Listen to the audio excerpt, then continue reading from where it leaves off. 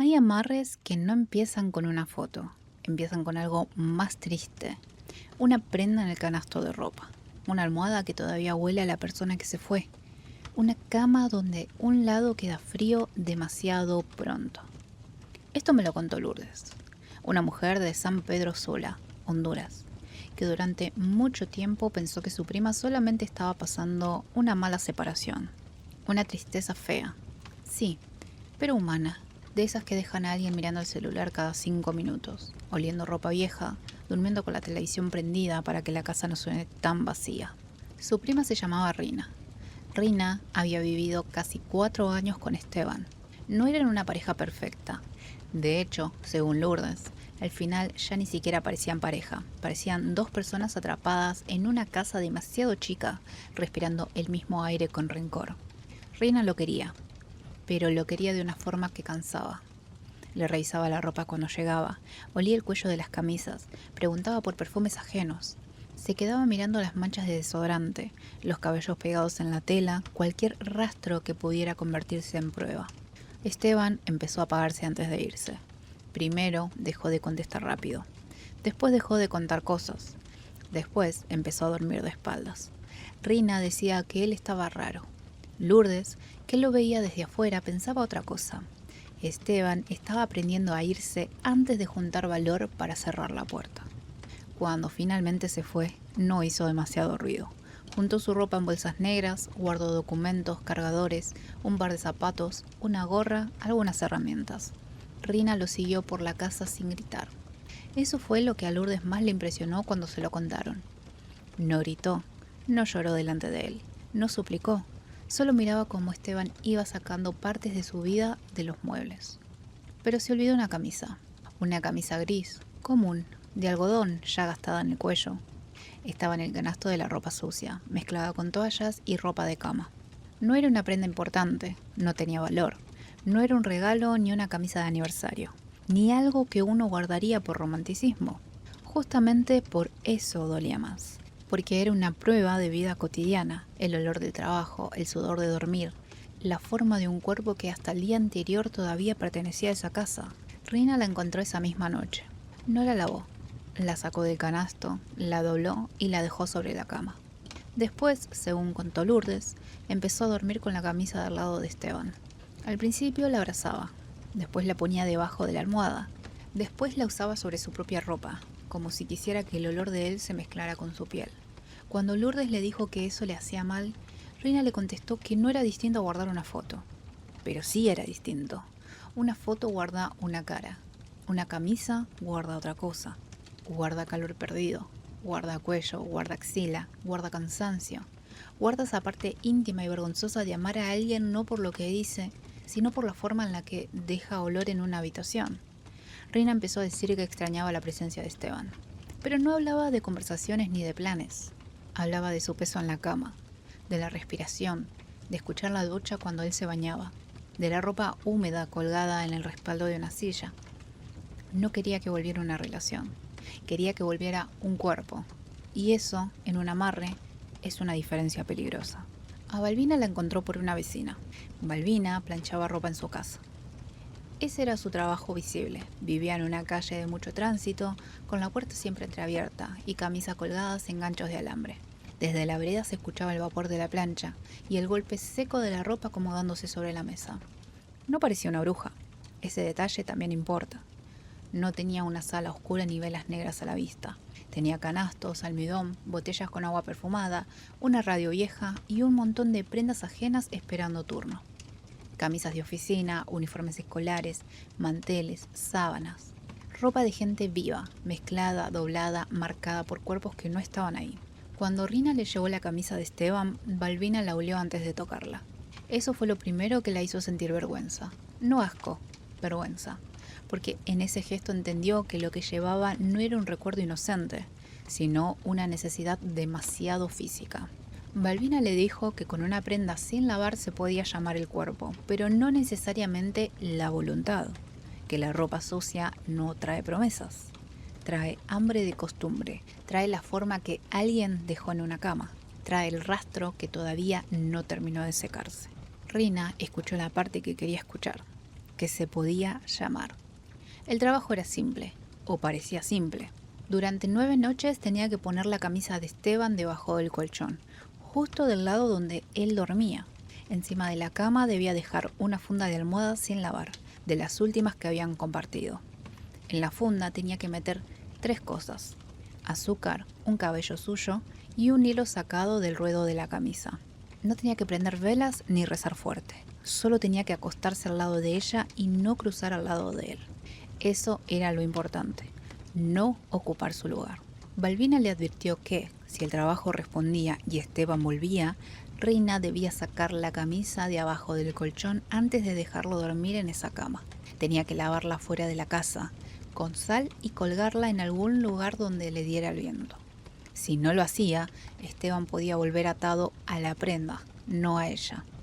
Rina prometió hacerlo, pero la promesa de una persona desesperada es una cosa muy frágil. La primera noche no pasó nada. La segunda, la cama amaneció tibia del lado vacío. Rina pensó que era su propio cuerpo, que se había movido dormida, pero la tercera noche despertó porque sintió que el colchón bajaba apenas, como cuando alguien se sienta en el borde de la cama, tratando de no hacer ruido. No había nadie, solo la camisa debajo. Y un olor, no fuerte todavía, un olor a ropa usada encerrada en un cajón, a sudor viejo, a cuello húmedo. La cuarta noche, Rina soñó con Esteban parado al pie de la cama. En el sueño, él no le hablaba, solo intentaba quitarse una camisa que parecía pegada a la piel. Tiraba de la tela, pero la tela volvía a cerrarse sobre el pecho, como si respirara por él. La quinta noche, Esteban mandó un mensaje. No decía que se había equivocado. Le escribió que no podía dormir. Rina lloró encima del celular. Lourdes le dijo que tuviera cuidado, que no confundiera insomnio con amor, pero Rina ya no estaba escuchando advertencias. Estaba escuchando pasos acercándose. La sexta noche, la casa empezó a oler más fuerte. No a podrido, peor, a intimidad vencida, a ropa que debió lavarse y alguien guardó por demasiado tiempo. El olor se concentraba en la habitación. Lourdes lo sintió al entrar y se le revolvió el estómago, aunque todo estaba limpio. El piso barrido, la cama tendida, las ventanas abiertas, pero la habitación tenía un aire espeso, pegado a las paredes, como si la tela debajo del colchón estuviera sudando por su propia cuenta. Rina se veía distinta, no feliz, ansiosa, con esa luz en los ojos que no viene de la esperanza, sino de estar demasiado cerca de conseguir algo que una sabe que no debería haber perdido. La novena noche, Esteban volvió. No apareció con flores ni con una explicación clara. Tocó la puerta cerca de las 3 de la madrugada. Rina abrió y lo encontró parado en el pasillo, pálido, con la ropa arrugada y una expresión de cansancio que parecía vieja. No venía borracho, no venía llorando, venía agotado, como si hubiera caminado muchas horas cargando un peso húmedo sobre los hombros. Le dijo, o más bien le dio a entender entre frases cortadas, que no podía dormir en ningún lado, que su cama se le hacía dura, que el sillón le daba frío, que los hoteles le olían a cloro, que cada vez que cerraba los ojos sentía la camisa gris pegada al pecho, aunque no la tuviera puesta. Rina debería haber sacado la camisa. Debería haberla llevado lejos, debería haber recordado la advertencia de Balbina.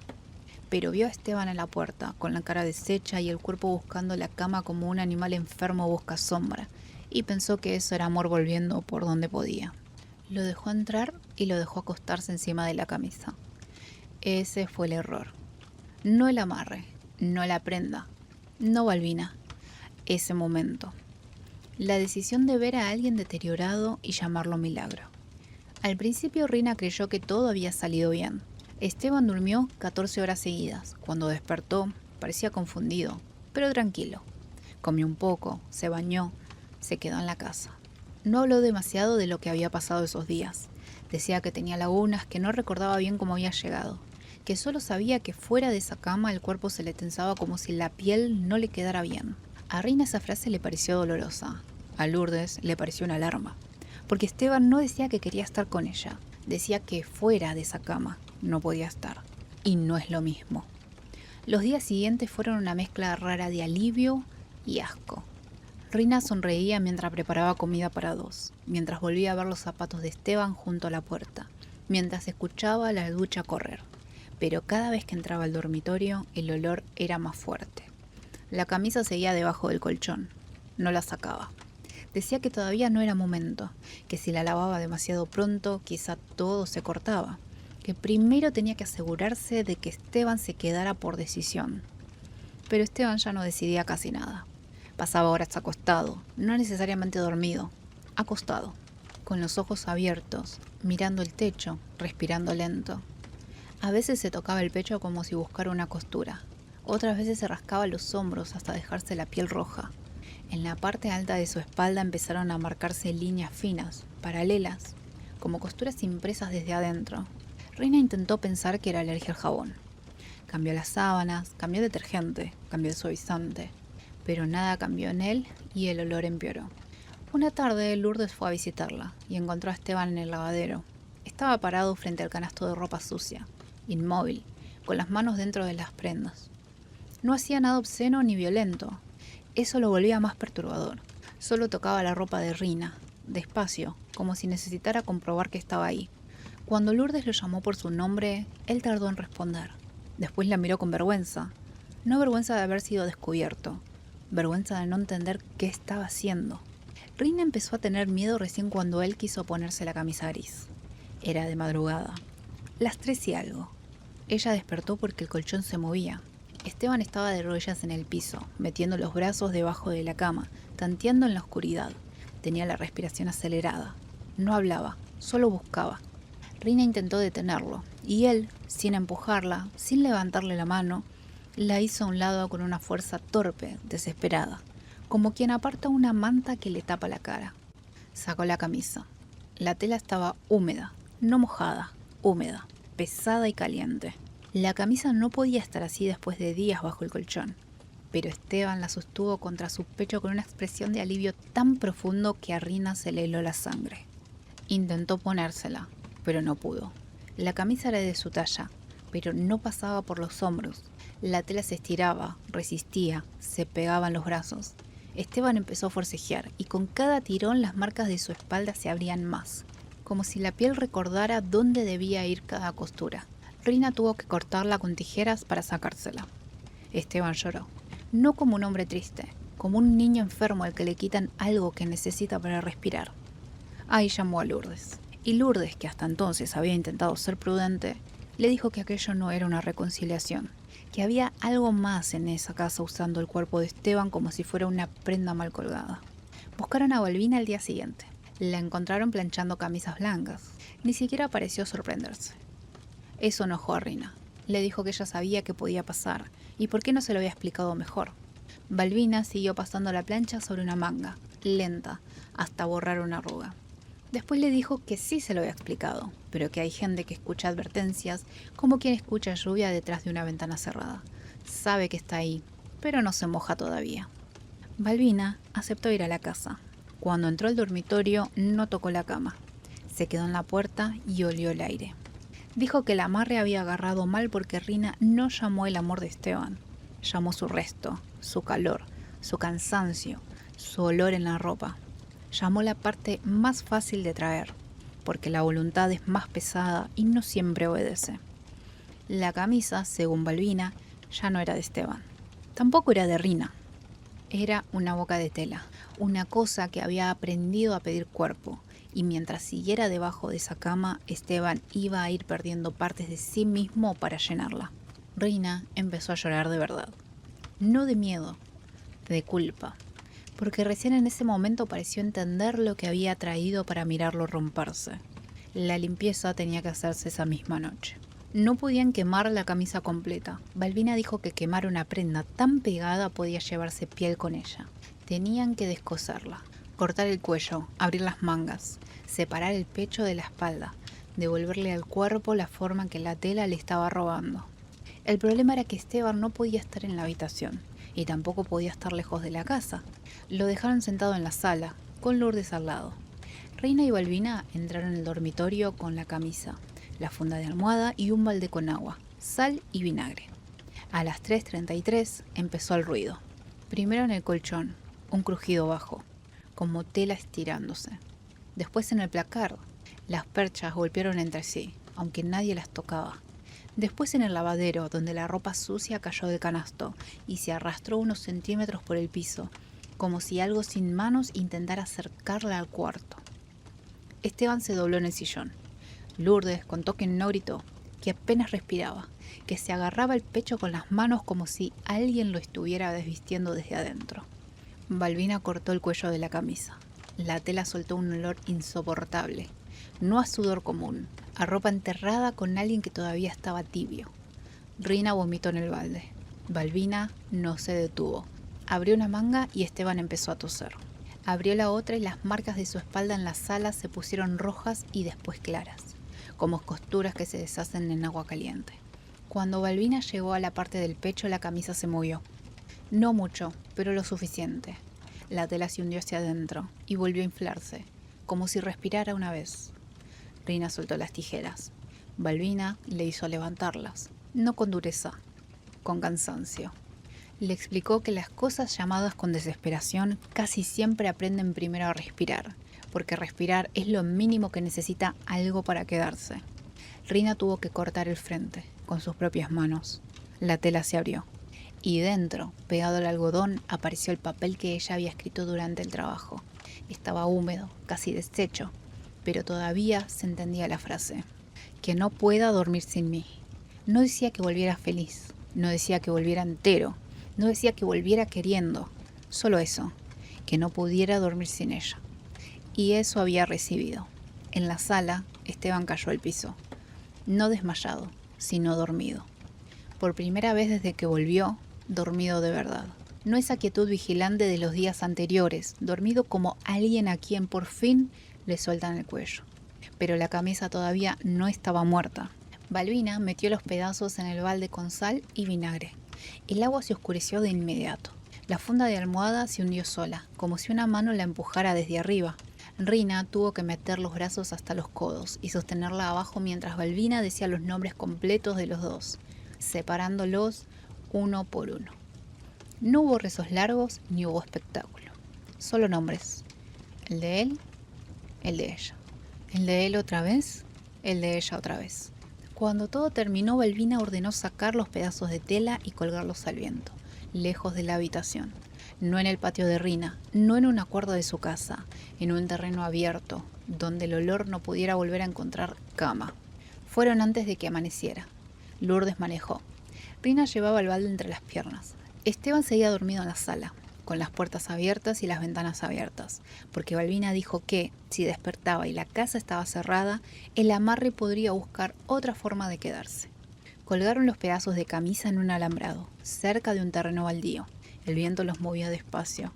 No parecían ropa, parecían restos de algo que había intentado tener forma humana y no pudo. Rina quiso mirar hasta que se secaran. Balbina no la dejó. Le dijo que una no se queda mirando lo que por fin está soltando. Cuando volvieron, Esteban estaba despierto, sentado en el sillón. Parecía agotado, pero distinto, más liviano, más avergonzado. No recordaba todo, solo fragmentos. Una cama que lo llamaba, olor a ropa húmeda, la sensación de tener una camisa apretada debajo de la piel. Miró a Rina durante mucho rato. No con odio. Eso habría sido más fácil para ella. La miró con tristeza, con una distancia que ya no era de brujería, sino de decisión. Se fue esa misma mañana. Rina no intentó detenerlo. No porque ella no lo quisiera, porque por primera vez entendió que quererlo y retenerlo no eran la misma cosa. La casa tardó semanas en dejar de oler. Lavaron paredes, cambiaron el colchón, tiraron sábanas, almohadas, canastos. Aún así, algunas madrugadas volvía ese olor a camisa húmeda, a ropa sucia bajo la cama, a cuerpo llamado cuando ya quería estar en otra parte. Rina quedó mal, no poseída ni loca, mal, que a veces es más real. Durante meses no pudo dormir en una cama. Se acostaba en el sillón, con todas las luces prendidas y despertaba cada tanto para revisar debajo de los muebles. No guardaba ropa usada, lavaba todo de inmediato. Si una prenda quedaba más de un día en el canasto, le daba náuseas. Lourdes decía que lo peor no fue el miedo, fue la vergüenza. Porque Rina tuvo que vivir con una verdad muy simple. El amarre no le había mentido, le había dado exactamente lo que pidió. Un hombre que no podía dormir sin ella, un cuerpo realizado por cansancio, una presencia en la cama y nada de eso era amor. A Esteban lo vieron tiempo después en otra ciudad, más flaco, más serio, pero vivo.